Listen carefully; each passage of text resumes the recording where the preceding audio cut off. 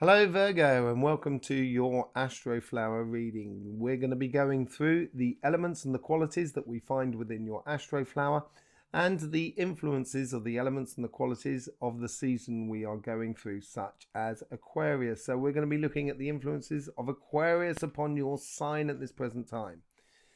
If you want to know more about the Astroflower, please go and find some links in the description below where there's an introduction video into the Astroflower, which explains a lot more about the petals, the elements and the qualities that you can find within your sign. You will also find books that are available for your good selves, also linked in the description below. These elements and these qualities are all affected by the vibrational environment that we find ourselves in. So that's going to be according to the influence from the sun upon the planets, and also the influence of the earth upon us within our chakras and our aura system. And you will find links for our sister channel called Cymatic TV, where we give energy updates as well, in the description below. So without further ado, let's just go through what sort of things you should be concentrated on. I'm not here to tell you what to do and what not to do. That's not what I'm supposed to do. This system was developed out of 30 years of a healing process that I've been doing with clients, and I've seen over 15,000 clients over this last 30 years, 15,000 and more. And it's helped me to develop this tool which helps my clients in order to concentrate on the aspects of their life which are going to be a little bit more sort of productive, and also to give strength to their weaknesses. Because if they do that, then obviously they need less in the way of healing, and they come and see me mainly for sort of fine tuning more than anything else. But obviously if people's got physical ailments, they do give them, I have my healing sessions with them for the physical front. So let's just have a look on your sort of flower, and you'll find your flower now here up here. So your flower is actually in yellow, and the influence in Aquarius flower is in that graded out flower which is just behind it. So we're going to look how the two flowers combine. Let's go. You are on your third sign of your spring. So this is according to your birthday. This is not according to the earth. This is according to your rhythm within your life, which goes into, we go into a lot within the Astroflower books. So the human rhythms and stuff like that. And you are in your third sign of spring. So you know, you should be in that phase of already started loads of plans and started getting them moving on. The seeds of those plans should be planted within you, and you should be seeing the first shoots of the plants as they come through according to your plans. So this is just before your summer. So you might get some early wins already from what you've started out from your birthday last year, and definitely by this stage you should be sort of seeing how those plans are panning out. And let's see how they're interacting with the emotions, with the elements, sorry, and the qualities that are around you. Excuse me. I'm just gonna have a quick bit of tea to weten the throat. So let's have a look on your emotional sort of side first.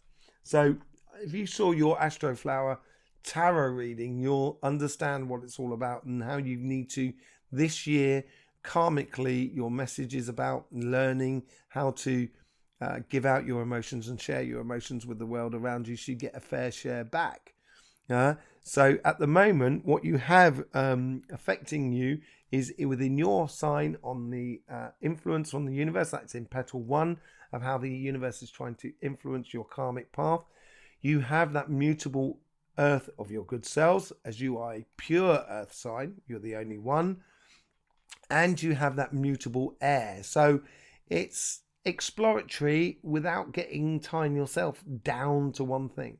But when you start doing something, that's when you start applying yourself. And we can see that in petal 2, which we will come to in a minute. So you have that cardinal water that's coming up through you. So those are emotions that are pushing up through your mental energies and your mental elements. And you've got fixed fire fixed fire upon your earth. So it's giving you that constant, the universe is giving you that constant and consistent passion throughout your life, your spiritual life at this present time, and your emotional life at this present time. As we move on to your karmic path, this is where you get your fixed air on mutable air. So basically, the universe is sort of saying, whatever you say, Virgo, it's all good for you. You know, mentally, you'll be able to apply yourself on your path. And then you also have that same combination of that fire and earth. And this time it's cardinal fire. So it's giving you direction. And it might pull you a little bit out of your way, like spring sometimes does when we have spring floods and etc. But that passion of the world around us will actually start, pulling at you to sort of kind of do more. So this is where you have to learn to be discerning about who you give your time to, because not everybody will appreciate you. It's just the way it goes. And some people will learn a lot more if you do not give them your time, So as we go above that sort of karmic path, whatever you're doing, because I'm not here to tell you what you're doing. I'm here to sort of help you concentrate on the things that are going to empower you even more and help you and strengthen all your weaknesses. So on petal 5, this is where your guides come in to help you on a super subconscious level. So they're organizing the life around you to create those coincidences around you, which then sort of helps you, gives you a heads up on your karmic path on the spiritual sort of sense. You have the crossing of Aries and Capricorn within the center of that petal, which is in Aquarius. And that's sort of saying where you've got the water of Capricorn and it transpires into that cardinal earth, crossing with that fire of Aries. It's turning those emotions into concrete situation. And you have an inverse sort of situation where you have, within your karmic path, you have your concrete path, which is turning into concrete emotions. And you have sort of curious mentality, which is going to turn into curious creations.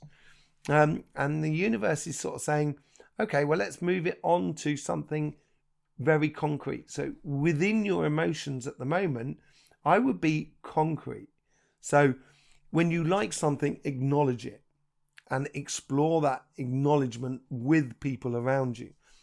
When you don't like something, acknowledge it as well. So you stop doing things that just do not bring you pleasure. Above that, you have petal 8.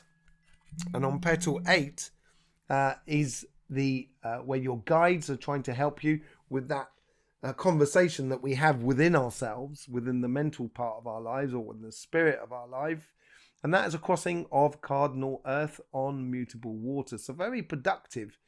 And at the base of your petal, you have that conflictual sort of fire and water.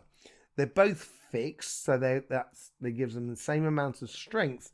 And sometimes it is good to have that sort of production, because it will bring emotions that are bring them to the surface and help you to explore them, discover your emotions.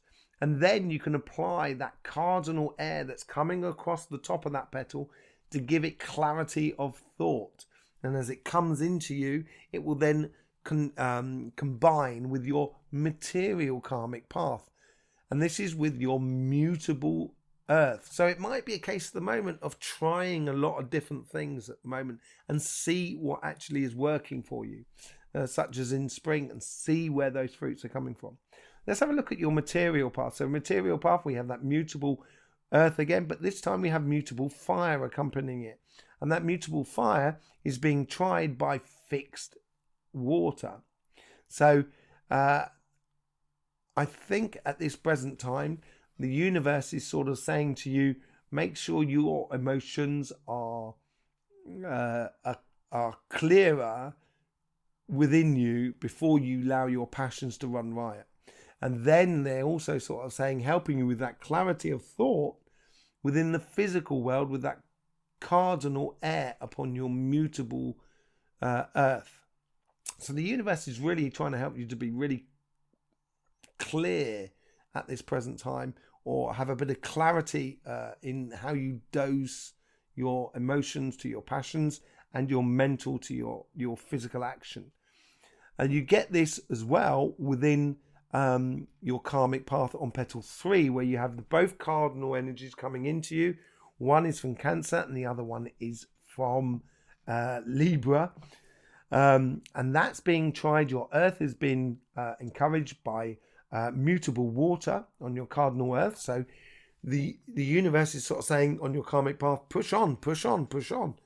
As long as you're clear within your thoughts. And that is where that cardinal air is having that fixed air, which is above it, where you have a double fixed air and a double fixed water in the middle of that petal. And it's sort of saying, you know, as long as it's clear for you in the physical sense, according to your job, your business or your projects, it will help you to move on and push on into the future. And it'll save you a lot of time and effort at the moment, which it can be very trying spring. Spring can be very, very busy. What with the new fruits coming through and also nurturing the plants that are still producing or coming into fruition. As this sort of happens within this petal here, and these guides are trying to help to put this all into place, above that you have that combining water and earth. So very productive under the surface with you, Virgo. So this brings out that whole idea that I want to help the entire universe with their success. Virgos are very much like that. Although they like pushing themselves, they will also like pushing the people that they care around them. And as it goes through this, that fixed air, that fixed mentality is pushing through that cardinal emotions coming into you from the physical world. And in the petal 9, you get that combination of that fire and air. So very high octane passions at the moment. You want to do everything. You want to run around, you want to go to the cinema, you want to go to the theatre, go see some music band, go swimming. There's a lot of physically doing things at the moment. But for your job and stuff like that, you may be in a position, job, business, or even your home, you may be in a position where you've got a lot of passion for what you're doing. And to have that clear passion means that you can't just give that fire to everybody. You have to keep quite a bit for yourself. And I think that's really important. And that fire that passion from within yourself, you will be able to see those people around you that are also passionate about the same things as you. And it will make it clear about how you should progress and go forward.